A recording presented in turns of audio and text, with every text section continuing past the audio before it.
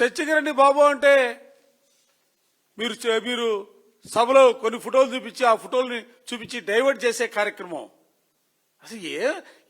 అసలు ఏ దిశగా ఈ రాష్ట్రాన్ని పరిపాలన చేయాలని మీరు భావిస్తా ఉన్నారు? మేము అడుగుతున్నదేంటి, మీరు చెబుతున్నదేంటి? కేవలం డైవర్ట్ రాజకీయాల కోసమే నిరంతరం కూడా ప్రయత్నం చేసే పార్టీ తెలుగుదేశం పార్టీ. వాళ్ళకి స్ట్రైట్ గా ప్రతిపక్షాలకు సమాధానం చెప్పాలని, కానీ సరే మాకు సమాధానాలు చెప్పకపోయినా ప్రజలకు చెప్పాల్సినటువంటి అవసరం ఉంది కదా.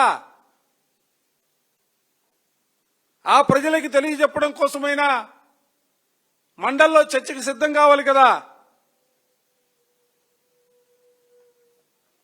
మొన్నటి వరకు తిరుమల తిరుపతికి సంబంధించినటువంటి 2 కొండలనే వైఎస్ఆర్ చేశారని చెప్పి ఆయన మీద అపాదులు వేశారు.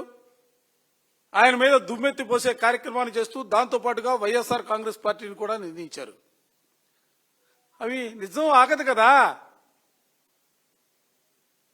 తిరుమల తిరుపతి వెంకటేశ్వర స్వామి కలియుగ దైవంగా భావిస్తూ ఉంటాం. ఆయనకి సంబంధించినటువంటి ఏ అంశాలైనా కూడా ఎవరు అబద్ధాలు చెప్పినా అవి గంటల్లోనే నిజాలు బయటకు వస్తాయి.